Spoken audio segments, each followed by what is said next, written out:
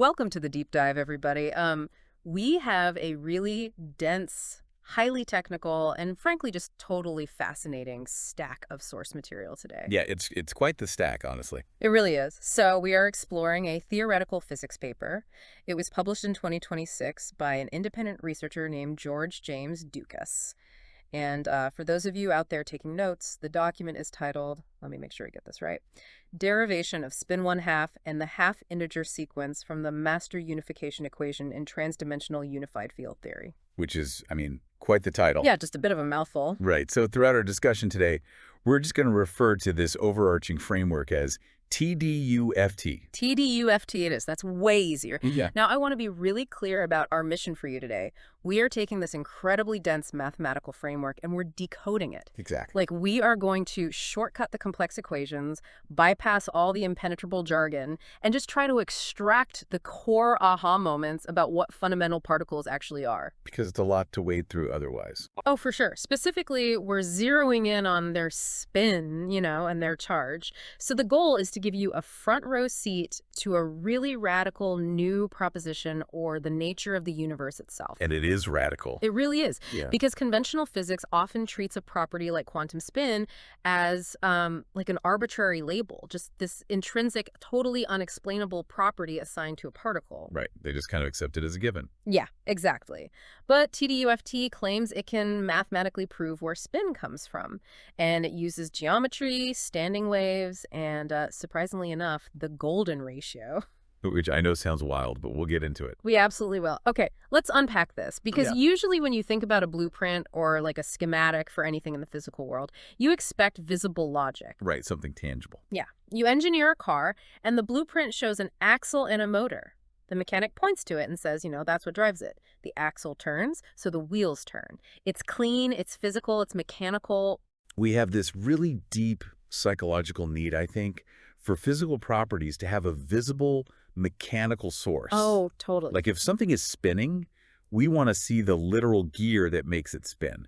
And classical physics really spoiled us in that regard. Yeah, it made sense. Right. You look at a planet spinning on its axis or like a child's top spinning on a table, and you can literally point to the mass moving through space over time. You can see it happening. Exactly. Mm. But when you step into the world of quantum mechanics, subatomic particles, that blueprint just goes completely blank. Yeah, it just vanishes. We are suddenly forced to look at fundamental properties of reality that have absolutely no classical analog. Which is historically where standard physics has always kind of lost me, to be honest. I blame you. Like, we treat a particle like a toy car. You buy this toy car at the store, and the manufacturer has just like slapped a sticker on the bottom that says spin 12. Right. And it tells you how the car is going to behave if you drive it through a magnetic field, but there's nothing actually spinning on the car to create that property. No moving parts. Right. If an electron is a point particle, which means it essentially takes up zero volume, right? Or zero volume. Then it can't physically rotate.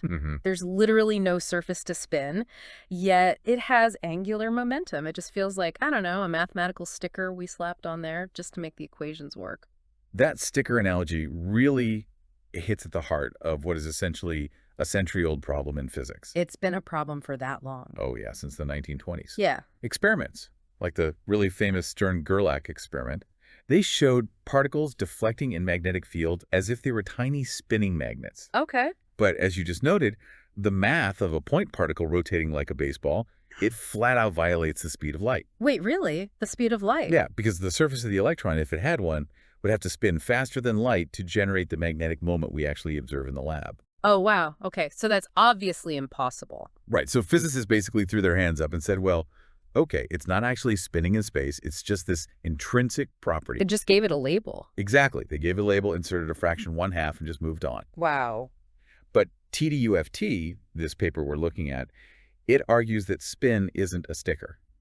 It argues that spin is the actual, literal, physical twisting of the universe's underlying chassis. Okay, that is a massive claim. It's huge. So before we can even begin to understand what that twisting looks like, I feel like we have to understand the chassis itself. Like, where do we even begin when we're trying to redefine the actual fabric of reality? Well, we start with what Dukas calls the Master Unification Equation, Okay, the big one. the big one. In this theory, the universe isn't just some empty void where particles occasionally bump into each other. Everything stems from the continuous evolution of what the paper calls a dimensional node field. The dimensional node field. Right. And in the mathematics of TDUFT, it's labeled as d subscript n. You can basically picture this field propagating across an infinite lattice. Okay, I want to make sure you and I are visualizing this right, because when I hear lattice, my mind immediately goes to like a three-dimensional grid, maybe like the steel scaffolding of a skyscraper that just goes on forever in every direction. That's a helpful starting point. Okay, and so this dimensional node field would be what? Energy moving along those steel beams.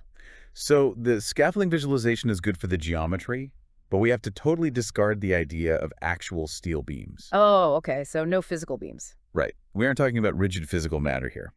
The lattice in TDUFT is made of pure mathematical relationships and, well, dimensional potentials. Pure math. Got it. It's a structured field, but it's capable of vibrating, expanding, and twisting. And the Master Unification Equation dictates how a node, which is like a focal point within this field, evolves along a time coordinate. Okay, so it tracks a point over time. Yeah, but it isn't just describing motion, like going from point A to point B. It governs localized resonances. Resonances meaning like vibration. Exactly. It governs how these nodes can fold in on themselves to create what he calls standing wave shell states. And crucially for our discussion, it contains a specific component called the local torsion vector. And that's labeled. That's labeled V subscript T. Okay, torsion meaning twisting.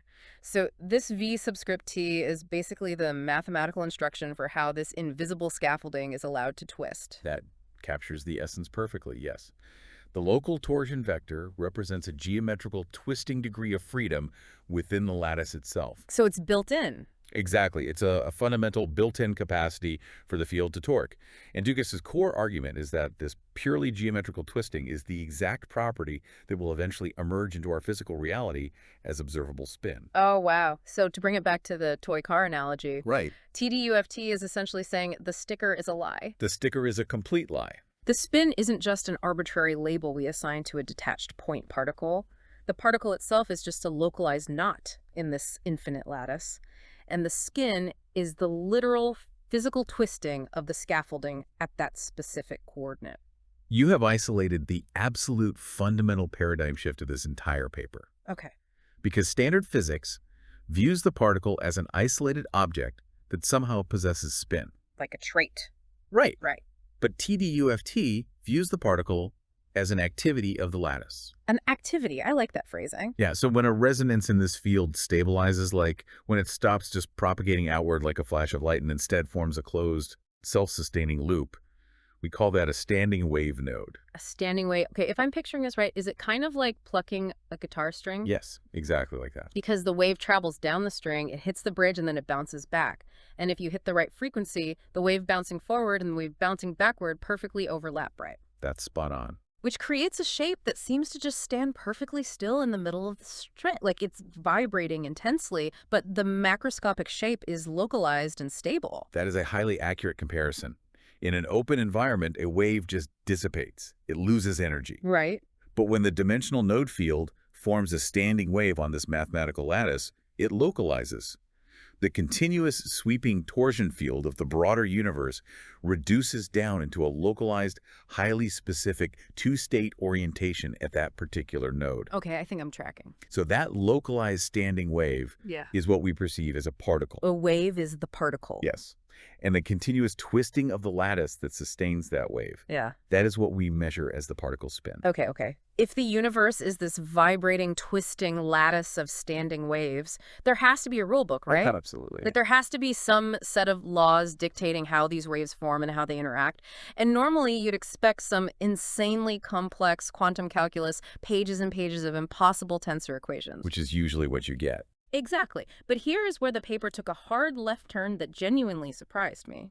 Because TDUFT builds this entire structural framework on a concept that most people associate with, like art history or architecture. Yes, the golden ratio. The paper introduces what it calls the Fisi conjugate algebra. Wait, I have to push back on this right away on behalf of anyone listening who just raised a major eyebrow. I figured you might. The golden ratio. Yeah, right. We're talking about the spiral of pine cones, right? The shape of snail shells, the proportions of the Mona Lisa. That's the one? Why on earth is an aesthetic art concept running the fundamental physics of subatomic particles? Like, if I'm reading this without any context, I might assume the author just took a weird detour into mysticism. It feels a bit like saying, I don't know, the universe is powered by feng shui. Look, that skepticism is entirely warranted, really. Yeah. Whenever the golden ratio is brought up outside of pure mathematics, it tends to carry a lot of New Age baggage. Yeah, definitely. But we have to strip away the art history context and look at what the golden ratio actually is at its absolute most fundamental mathematical level. Okay. What is it then? It has absolutely nothing to do with human aesthetics. It has everything to do with efficiency. An efficiency. Yes. It is the most efficient mathematical way for a dynamic system to recursively build upon itself without losing its structural integrity. How so? Like, what makes it inherently more efficient than, say, just doubling in size every time? 1, 2, 4, 8. Well, because doubling requires an external source of new information or energy to scale indefinitely. Oh, I see. The golden ratio, on the other hand, is defined purely by a system's relationship to itself. The mathematics of TDUFT are built entirely on the roots of a very simple, totally self-referential quadratic equation. Which is X squared minus x minus 1 equals 0. x squared minus x minus 1 equals 0. Okay, let's break that down for a second. Why that specific equation? Because it is the mathematical definition of perfect recursion. Right. If you solve that specific equation, you don't get messy, infinite strings of arbitrary data. Right. You get exactly two answers, which are the roots of the equation. The first root is phi, which is roughly 1.618. The classic golden ratio number. Exactly. Now, in the TDUFT framework, phi is not just a static number, it actually acts as an operator. Meaning it does something. Right, it represents the expansion, the motion, and the shell dilation branch of the lattice. It is literally the geometric engine that makes the standing wave grow outward. So it's the push. It's the push. But wait, a standing wave can't just push outward forever, right? Or it would just dissipate into nothing. It wouldn't be localized. So it needs a pull. Precisely. Which brings us to the second root of the equation. Okay, what's the second root? The second answer is Ci, which is exactly 1 minus phi, or roughly negative 0.618. Negative 0.618. Yes. Psi is the mathematical conjugate of phi, where phi is expansion, psi represents contraction, time progression, and the blinding branch of the lattice, the pull. And what makes this equation the literal foundation of the universe, according to Dukas, is the perfect algebraic harmony between these two operators. Okay, I think I see where the algebra actually comes in here, because if you add them together, like if you take roughly 1.618 and you add negative 0.618, you get exactly 1. Exactly 1. They perfectly balance. They do. Phi plus psi equals 1, and their multiplicative relationship is just as profound. If you multiply phi and psi together, you get exactly negative 1.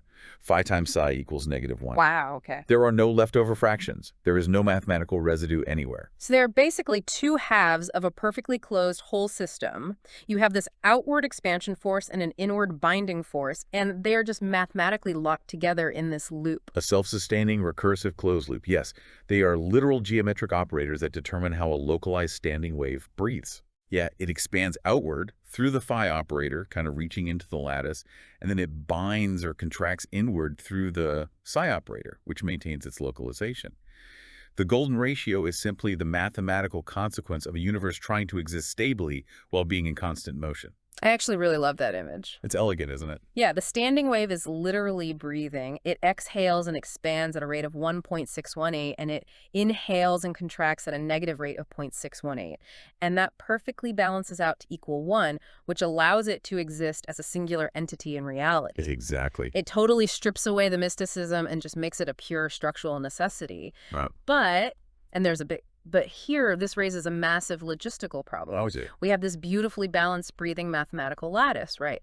But how do we get from that abstract geometry to the very specific observable spin 12 of an actual electron? Yes, the derivation. Because in standard physics, as we discussed, that 12 is just a given. It's an empirical fraction we found in experiments, and we just force it into the math. But if TDUFT is claiming to be a foundational theory, it can't allow arbitrary numbers. No, it can't. It can't just import fractions from outside the theory to make the math work right. And it doesn't. Dukas is absolutely adamant that every property must be derived strictly from the lattice itself. So how does he do it? This is where the paper executes what I can really only describe as a mathematical magic trick. Yeah. To define the localized twist of this breathing wave, the paper introduces what it calls the torsion matrix, The torsion matrix. labeled T subscript phi. Okay, a matrix. So like an array of numbers that describes how space transforms. Correct. A matrix maps how the geometry shifts. This specific T subscript phi matrix represents the local torsional degree of freedom for the localized shell. Okay. And the really critical detail here is that this matrix is built entirely out of phi and psi. Just those two. Just those two. There are absolutely no other numbers imported from the outside. No arbitrary constants. Just the roots of that foundational quadratic equation we just talked about. So the matrix is just a 2x2 grid of those roots. Exactly. It's a 2x2 grid containing phi, ci, and negative phi. Now, to understand the total internal magnitude of this twisting space-like, to see what the geometry is actually doing as a whole, you have to square the matrix. Right, you multiply it by itself. You multiply T subscript phi by itself. And when you perform this matrix multiplication, you naturally generate these cross terms where phi and psi interact. Oh, wait, and because psi times psi equals exactly -1, something interesting happens to those cross terms, doesn't They it? perfectly annihilate each other. Wow. The messy interactions just completely vanish. All you are left with, sitting right on the main diagonal of the resulting matrix, Yeah. is the expression phi squared plus psi squared. Okay, doing the mental math here. Right. If you square 1.618, you get roughly 2.618. Yeah. And if you square negative 0.618, the negative cancels out, and you get roughly 0.382. Keep going. Add those together. 2.618 plus 0.382. Wait, you get exactly 3? Exactly 3. That's crazy. Not 3.00001. It's not an approximation. The fundamental algebraic properties of the golden ratio strictly dictate that phi squared plus psi squared equals exactly 3. Okay, so squaring the torsion matrix gives you exactly 3 times the identity matrix. Which is denoted as 3i, yes. So the internal magnitude of this twisting space is a perfect 3, but, and correct me if I'm wrong, that's not a usable state for a fundamental particle, is it? Like, you have to normalize it, right? You are absolutely right. You have to bring it back down to a baseline unit of 1 so it can actually interact with the rest of the universe. That is the exact next step in the paper. To normalize a matrix whose square is 3, you simply divide the original matrix by the square root of 3. Makes sense. And when you normalize T subscript phi in this way, the mathematics of linear algebra force a very, very specific outcome. The possible observable states of this matrix, what physicists call eigenvalues, they collapse into exactly 2 options. Let me guess. It forces the system into a binary. It forces the system to yield eigenvalues of either tau equals +1 or tau equals -1. +1 and -1. That is fascinating. The geometry doesn't allow for a twist of like 0.8 or 0.2. No, it doesn't. It demands a perfect integer state. It absolutely forbids fractional twisting at this base geometrical level. Yeah. These 2 eigenvalues, +1 and -1, represent the 2 conjugate torsional orientations, the chiralities. Right. In plain terms, the localized standing wave can only twist completely to the left or completely to the right with a baseline geometrical value of exactly 1. Okay, but hold on. I'm following the math, and it gives us a value of 1, a pure geometrical twist of 1. Yes, But the whole point of this paper is deriving spin 12. We still don't have the half. Where is the half? because pure geometry doesn't exist in a vacuum. It exists in our physical reality, and physical reality operates on a very specific scale. Okay. To translate the pure geometrical twist of +1 or -1 into the physical spin, we actually measure in a lab, which the paper calls S subscript and ZTDUFT, has to apply what it calls the action scale. The action scale. Is that like Planck's constant in standard physics? Like the minimum resolution of the universe? It is deeply related to that exact concept. In TDUFT, it's called H-bar effective. H-bar effective. Okay. Right. It's derived from the energy horizon tier and the time progression operator of the lattice. It scales the pure mathematics into physical action. And the mapping equation in the paper is extraordinarily simple. What is it? Physical spin, S subscript Z, equals the action scale divided by 2, multiplied by our geometric tau value. Wait. S subscript Z equals the action scale divided by 2 times tau. Exactly. Why is the action scale divided by 2? Doesn't that just manually insert the fraction back into the math? Like, aren't we just cheating and putting the sticker back on? It looks like that at first glance, but no. Yeah. The division by 2 emerges naturally from the integration over the continuous standing wave geometry. What do you mean? Think about the full cycle of the wave. It covers both the expansion phase phi and the contraction phase psi. Right, the breathing in and breathing out. Yes. When you project that full 360-degree geometric cycle onto a physical measurement axis. The action is distributed across those two conjugate halves. Here is where it gets really interesting because the math is literally forcing the physical outcome. Let me try an analogy here to see if I'm tracking the relationship between the pure geometry and the physical scale. Go for it. It feels a lot like tuning a guitar string. Okay, I like that. You have a physical string, Yeah. and because of the physical boundaries of the guitar, you have the nut at the top of the neck and the bridge at the bottom, that string cannot vibrate in just some chaotic, messy way. Right, the boundaries constrain it. The boundaries force the wave to reflect back on itself perfectly. So it can only vibrate in whole integer harmonics. It can't vibrate at like 1.4 times its length. Exactly. The physical boundary forces it into a +1 or -1 wave state.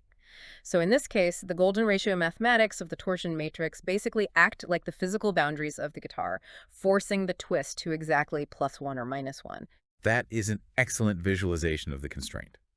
But finish the analogy. Right, because the pure integer wave on the string isn't the actual sound you hear. No, it's not. The sound frequency we hear depends on the physical tension and the actual length of the string.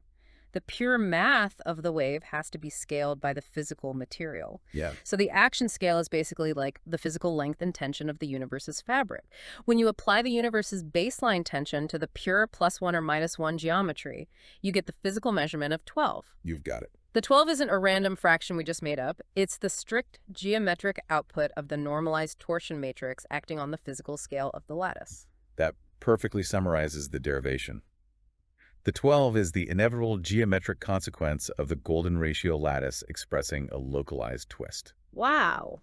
It's the chassis of the toy car twisting, but it's constrained by the structural reality of the materials it's actually built from.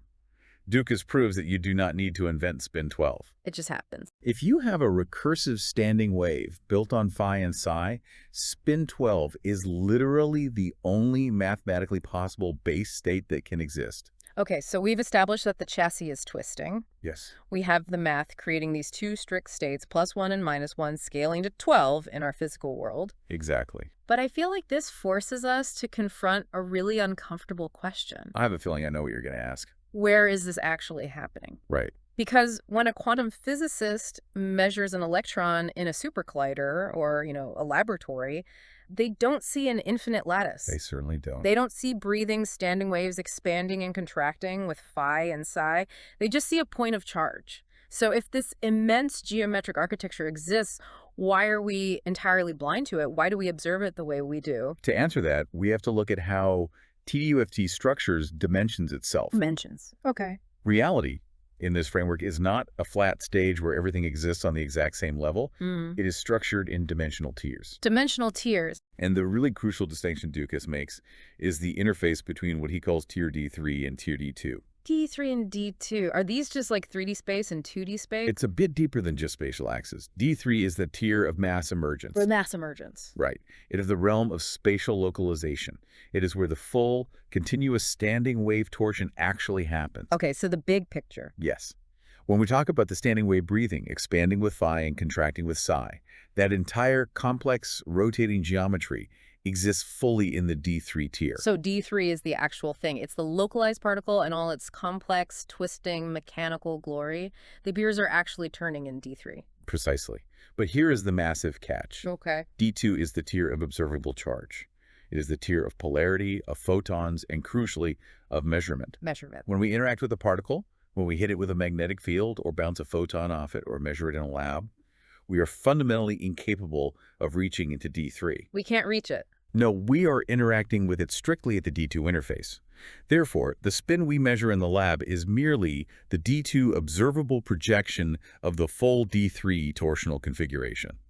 Let me stop you there because I really want to make sure I am explaining this right to you listening.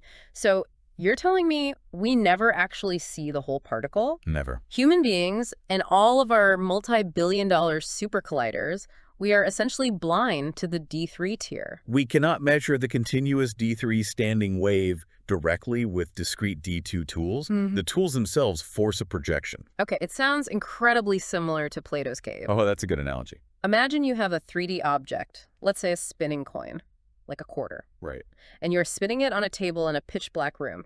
You shine a flashlight horizontally across the spinning quarter, and it casts a flat 2D shadow on the wall. Okay, I see where this is going. Now, imagine a scientist lives on that wall. They can only see and study two-dimensional shadows. So they look at the shadow of the quarter, and they see this weird pulsating flat line that gets wider, then narrower, then disappears for a fraction of a second, then reappears. Yes. And they measure the shadow, and that flat, weird anomaly is the D2 observable projection. But the actual physical truth of the object is the 3D coin twisting in the D3 tier. Exactly. We measure the flat shadow, and we call it spin 12, and because we assume the shadow is the entire particle, the math looks like magic. It makes no sense. We've been completely missing the 3D coin casting the shadow. That analogy hits the nail on the head, and honestly, it perfectly explains why quantum spin has always acted so weirdly, and why it has plagued physicists for a century. We were looking at the wrong thing. We have been looking at the D2 interface, the shadow on the wall, and assuming it was the entirety of the object.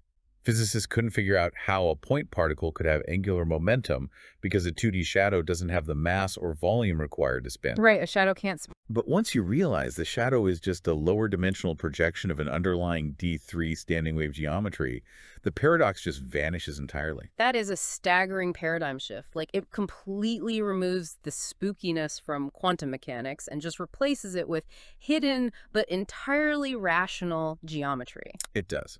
It restores physical causality to quantum mechanics. It gives the blueprint back to the mechanics. Exactly. Okay, so we've solved the mystery of spin 12. What do you have?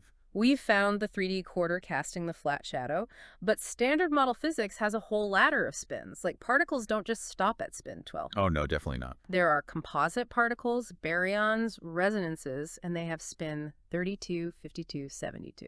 So if spin 12 is the baseline mathematical state of the matrix, how does TDUFT account for the rest of the family? It has to build them. Right. If we can't slap arbitrary stickers on particles anymore, the math has to generate the 32 and 52 states naturally. Does it actually do that? It does, and it does so through a mechanism Dukas terms the phi-shell hierarchy. Phi-shell. Okay, so we are back to the golden ratio again. We never left it. Think back to that localized standing wave in the D3 tier. The breathing wave. Right. It doesn't just exist as a single isolated boundary. It exists as a series of concentric resonances. Concentric, like a target. Basically, if you throw a stone into a perfectly still pond, you don't just get one ring, right? You get ripples radiating outward. Yeah, multiple ripples. These are the standing wave shells. But unlike a pond where the ripples just dissipate into nothing, these shells are mathematically locked. And the distance between these shells isn't random. Let me guess. It's governed by phi. You guessed it. The radius of each subsequent shell dilates multiplicatively by a factor of phi squared. Multiplicatively. So each ripple is exactly phi squared times larger than the one inside it. Correct. The physical geometry is expanding geometrically. That's incredibly neat. It is. That describes the spatial footprint of the wave. But while the space expands multiplicatively, the order of the shells is counted additively. Additively. Yes. Shell 1, shell 2, shell 3. You can't be on shell 1.5. Right, it's discrete. Exactly. This discrete counting is handled mathematically by what TDUFT calls a shell index operator, which is labeled n subscript phi. Okay, so we basically have two distinct mathematical processes happening simultaneously here. The physical space is dilating by the golden ratio squared, but the state of the wave is just counting up integers, 1, 2, 3. Right. And this intersection between multiplicative geometry and additive counting is where the whole ladder of reality emerges. How so? To find the total observable angular momentum of a particle on a specific shell, which the paper labels J subscript K, you take the base torsion we already derived for the ground state. Which is 12. Which is 12. Then you simply add the shell count, which is defined as the shell number minus 1. Right. K minus 1. Wait, let's do the math on that slowly because I want to see the sequence build itself. Sure, let's walk through it. Okay. If you are on the base shell, the innermost ripple, which is shell 1, the formula says take your base torsion of 12 and add your shell index, which is K minus 1. For shell 1, the index is 1 minus 1. Which is exactly 0. So 12 plus 0 equals 12. There's our base electron or quark, the ground state. Correct. Now, let's say enough energy is injected to excite the resonance to the next stable boundary. You move to shell 2. Okay, shell 2. Your base torsion, governed by the T subscript phi matrix, is still 12. That doesn't change. Because it's the core rule. Exactly. But your shell index is now 2 minus 1, which is 1. So you take 12 and add 1. And 12 plus 1 equals 32. Wow. Let's keep going. Okay, shell 3. Base torsion remains 12. Shell index is 3 minus 1, which is 2. And 12 plus 2 equals 52. It perfectly generates the entire half-integer sequence without a single arbitrary parameter. 12, 32, 52, 72. It is incredibly clean. Like if you're trying to picture this out there, think of an apartment building. Oh, I like that. The base torsion, the 12, is the fundamental floor plan of every single apartment in the building. It's the twisting chassis of the structure itself. Yes. And the shell index, that additive counting of 1, 2, 3, is just indicating what floor you are currently standing on. If you want to understand the layout of the apartment on the 3rd floor, you don't need to hire a new architect. You don't need to invent a brand new theory of architecture for higher altitudes. Which is what standard physics does. Right. You just take the base blueprint, the 12, and mathematically add the floor number to it. The fundamental rules of the building never change. You just move up the ladder. That is a highly accurate way to frame it. The phi squared factor determines how large the physical footprint of the apartment is, the geometric dilation. Mm-hmm. But the shell index operator just tells you what floor the particle is localized on. It's so I elegant. really appreciate how elegant this is. You have to realize that standard physics has historically struggled immensely to unify all these different spin states. Really? Oh yeah. To describe a spin 32 particle, like a delta baryon, standard model physicists have to use the Rorita-Schwinger equations, which introduce all sorts of auxiliary fields and complex mathematical gymnastics just to keep the theory consistent. Oh. They literally have to build entirely new theoretical structures for higher spins. But TDUFT requires 0 adjustable parameters and absolutely no new equations. It just scales naturally. The two-state torsion matrix fixes the ground floor, and the discrete standing wave hierarchy builds the rest of the tower automatically. Man, it is elegant. But building that tower brings up a massive conceptual hurdle, I think. Okay, what is it? Well, we've been talking about spin as a pure geometric orientation, right? Just the physical twisting of a standing wave on a specific floor of this mathematical apartment building. Yes.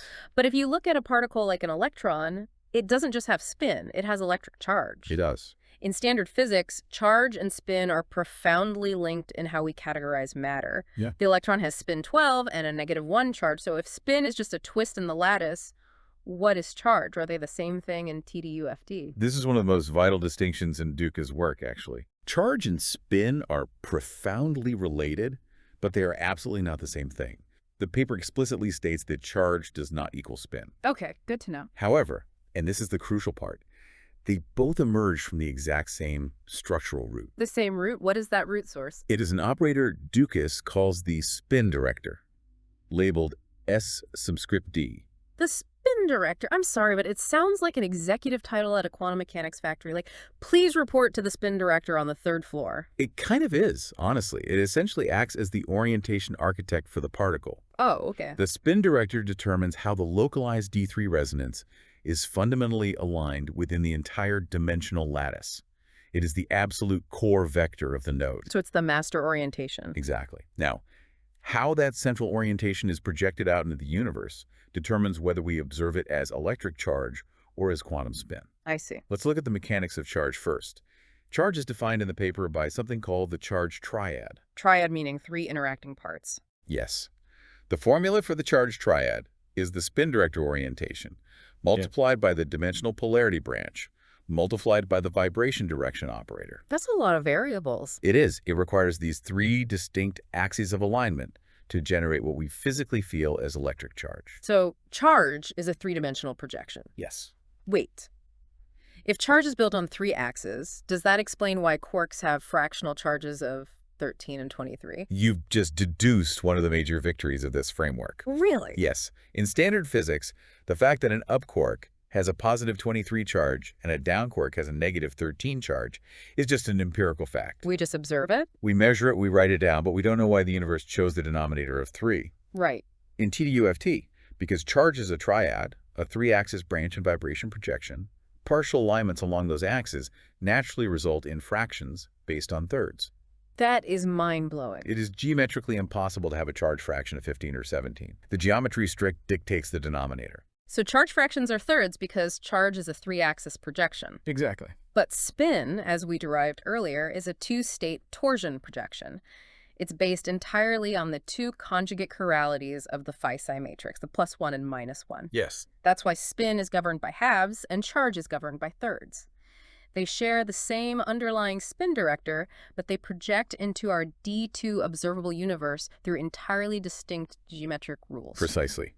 They are basically two different shadows cast by the exact same object, illuminated by two different flashlights. Okay, let me test the limits of this shared source but different shadow concept. Right, test away. If I have an electron in a lab, Okay. and I hit it with a strong localized magnetic pulse, and I force its spin to flip, like if I change it from +12 spin up to -12 spin down, Sure, happens all the time. does its electric charge flip too? Does my negative electron suddenly become a positive positron just because I flipped its spin? That is exactly the kind of physical test the theory must survive, right? Yeah. And the paper addresses it perfectly through the concept of branch reversal. Branch of reversal. And the short answer to your question is no. Flipping the spin does not automatically flip the charge. But why not? If they both originate from the spin director, shouldn't changing the director change both outputs? Because of the specific mechanics of the projections we just discussed. Right. A local torsional reversal, flipping the spin from tau to negative tau only, changes the local chirality on that specific D3 shell. It flips the D2 spin shadow on the wall. Right. But it does not, by itself, require a reversal of the entire charge triad branch state. I see. The charge state relies heavily on the dimensional polarity branch. It essentially asks, is this particle fundamentally dominated by the phi expansion branch or the psi contraction branch of the universe? Okay. You can totally flip the local twist of the standing wave, the spin, without fundamentally changing whether it belongs to the expansion or contraction branch of reality. Okay, I think I have an analogy for this. Tell me if this works. Go ahead. Think about a car. The spin director is the actual physical chassis of the car. The charge is the engine. Let's say it's an electric engine. And the spin is the steering wheel. Okay, I'm with you. I can violently crank the steering wheel all the way to the left or all the way to the right. I am definitely changing the orientation of the car's mechanics. Yes. But turning the steering wheel doesn't magically transform my electric engine into a gasoline engine. Exactly. They share the same chassis, they are part of the same vehicle, but they operate on distinct compatibility conditions. That is a brilliant way to conceptualize it.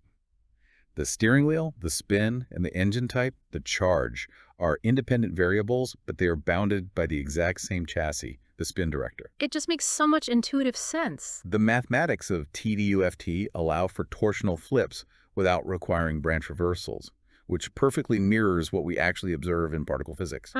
Okay, all of this, the breathing lattice, the geometric derivation of 12, the apartment building of higher spins, the triad of charge, it sounds incredibly beautiful. It is an elegant, highly mechanical blueprint for the universe. Well, really, yes. But we have to address the giant elephant in the room here. There's always an elephant. This theory sounds like it is picking a massive fight with the last 100 years of quantum physics. It certainly challenges it, yes. I mean, Paul Dirac won a Nobel Prize in 1933 for the Dirac equation.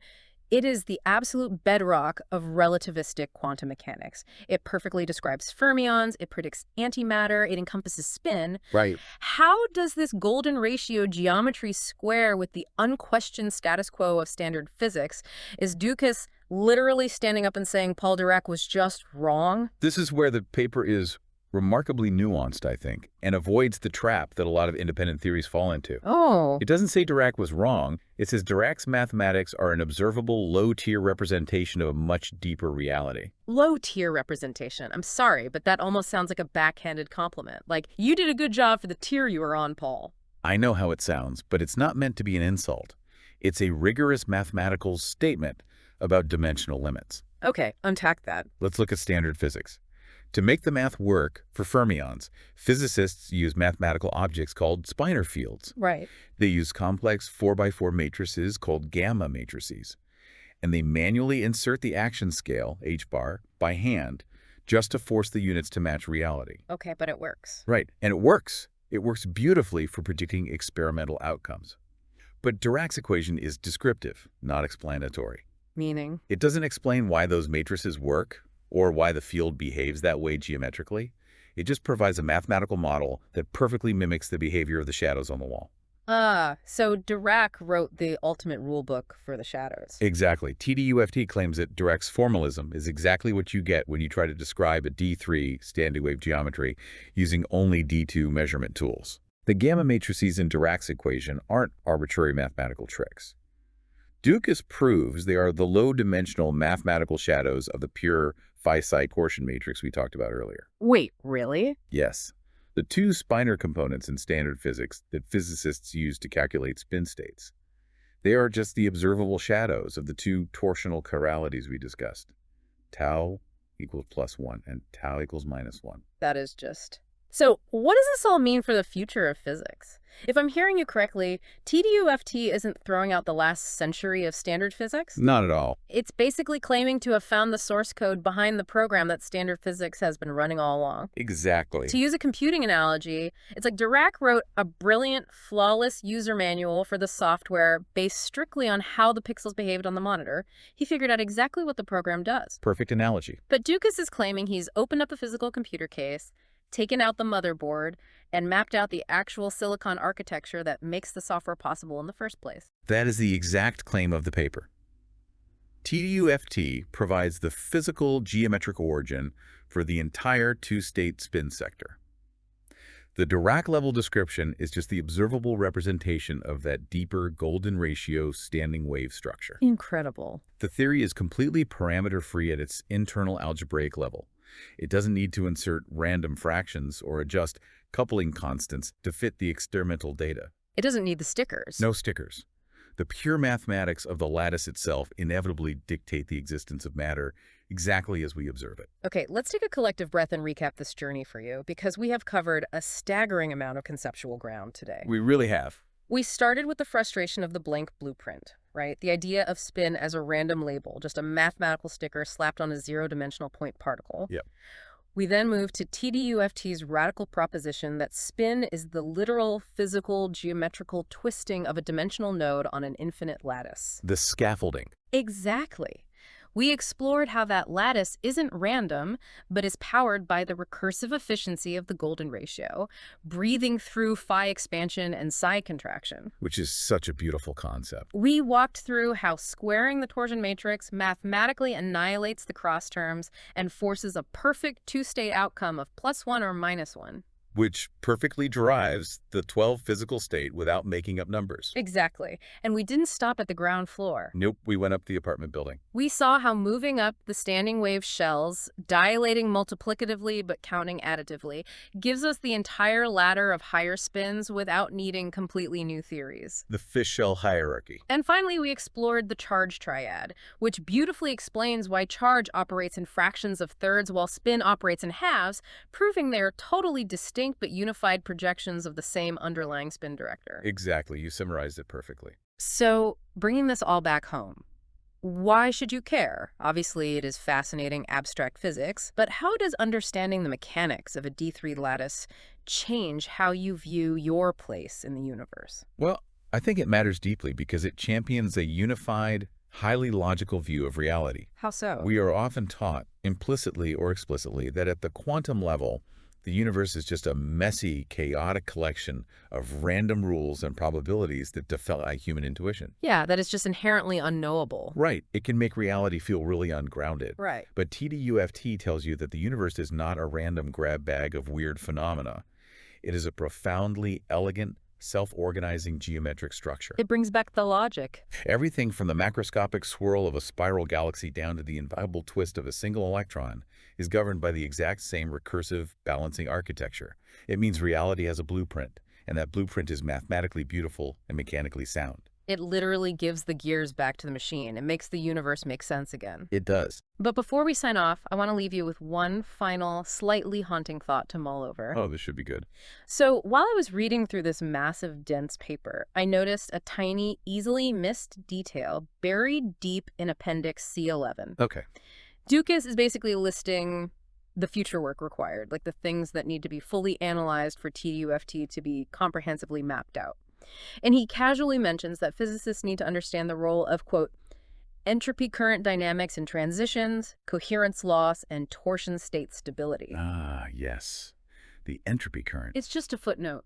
But it's wild. It is briefly mentioned early on in the Master Unification Equation, essentially acting as a force pulling against the coherence of the dimensional node field. Right. And entropy, for anyone who needs a refresher, is the universe's tendency toward disorder. It is the law that things fall apart, heat dissipates, mountains crumble. It's the great unwinding. So I want you to think about this implication. If spin, the very twisting geometry that gives structure, mass, and identity to fundamental subatomic particles, is maintained by these perfect localized standing waves, Yes. what happens when the relentless force of entropy degrades that standing wave? Oh, wow. Could the universe's ultimate heat death not just be macroscopic things spreading out and cooling down? Could it be that the fundamental microscopic properties of matter, like spin and charge, physically unwind and lose their geometric coherence? That's a huge question. If the tension on the universe's guitar string eventually drops to zero, does matter eventually just forget how to spin? That is a staggering and, frankly, somewhat terrifying physical implication. Right. Because if the D3 localized shell loses its structural integrity to the entropy current, the wave stops bouncing. And if the wave stops bouncing? The observable shadow at D2 would simply vanish. The blueprint wouldn't just become unreadable. The physical chassis of reality would just dissolve into a flat, featureless void. It really makes you appreciate the incredible, delicate mathematical tension holding everything together right now, right at this very moment. It certainly does. We started this deep dive talking about blueprints and mechanics, searching for the hidden axle driving the universe. And I think we found it in the roots of the golden ratio, in a breathing lattice casting 2D shadows on the walls of our 3D perception. Thank you so much for joining us on this deep dive into the architecture of reality. Keep questioning the shadows you see, and keep questioning what fundamentally makes the wheels turn.